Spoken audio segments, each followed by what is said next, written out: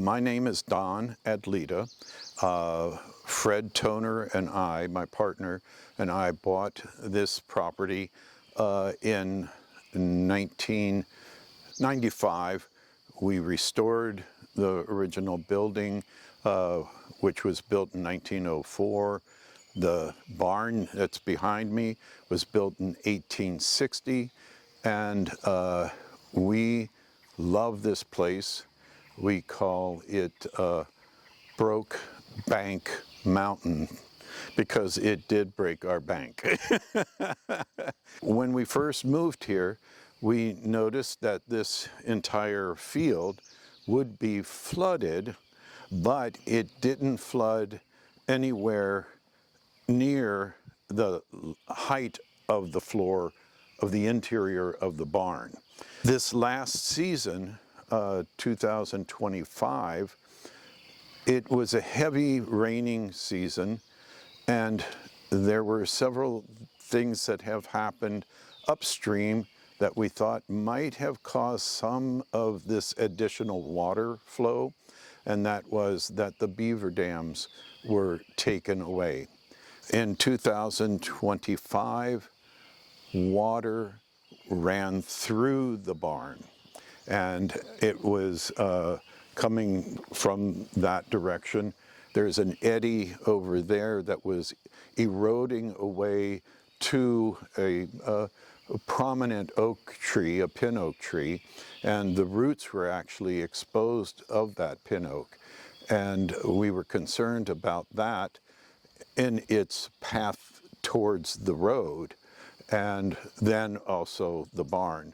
First, we went to Rural Action, and Miss Gilliom came out and surveyed what we had in question, and so we thought, what could we do? And she made several suggestions. She did a whole report on it.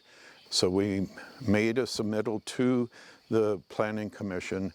They agreed with what we had indicated we wanted to do, and that was to build a protective wall against water flowing directly through the barn. We're not interested in farming the land, but preserving the barn because of its historic merit. This project began when we sat down with the Athens County Regional Planner and Floodplain Code Enforcement Officer to talk about taking a watershed approach to Athens County's hazard mitigation plan. Flooding is by far the most significant natural hazard here in Athens, which most people that live here can tell you that. We don't have so many tornadoes or fires, but we have flooding every single year. One barrier to managing floodplains proactively in the county is that we have flood maps from the Federal Emergency Management Agency that cover incorporated areas and areas a bit beyond those, so villages, towns, cities. But all of the parts of the county that are outside that limited area, we don't have actual data or maps showing us the impact of floodwaters throughout the county.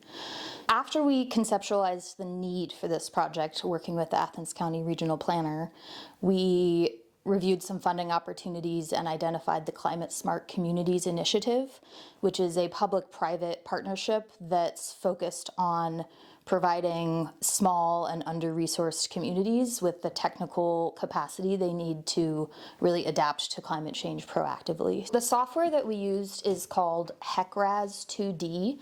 This is the state-of-the-art watershed modeling tool that's used by the U.S. Army Corps of Engineers, the U.S. Geological Survey. Imagine graph paper draped across the topography of our county, and for each square in that grid, we represent the amount of rainfall that's landing on it. We represent the land cover, whether it's pavement or forest or grass. We represent the soil, so different soil types allow different amounts of water to soak in. Think about sand versus clay. Water's going to run in differently. That allows us to represent rain falling all across our landscape, how it runs off, where it concentrates into those gullies and creeks, and then where it's also spilling out of the stream banks and river banks into fields and spreading out. The community mapping effort from the beginning of the project had two purposes. One was to really give folks an opportunity to submit their concerns and problems they've experienced with road flooding, bridge damage, property damage from flooding and erosion.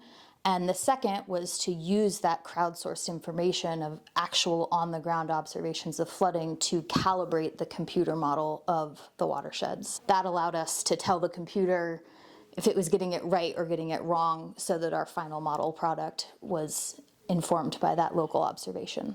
The work that we do at Rural Action, particularly on the watersheds team, is really tied into streams, and floodplains are always a part of an active stream. So we could use this data set to understand which locations we can have the most impact through restoration. Having a natural, healthy vegetation assemblage in the active floodplain makes the stream banks more stable. It slows down floodwater to reduce impacts downstream, and it also helps clean and filter that water and remove sediment and contaminants. Flooding in the Appalachian region is unique. Our flooding is driven by rain a lot, and it's really the rate that the rain comes creates what we call a flash flood, or a very flashy hydrograph. Rain hits our steep slopes, we have a lot of clay, the water runs off really fast, and our small streams fill up, jump the banks, blast down the road, and then in a matter of a few hours the water falls back down, the road is clear, but damage can be done in that time.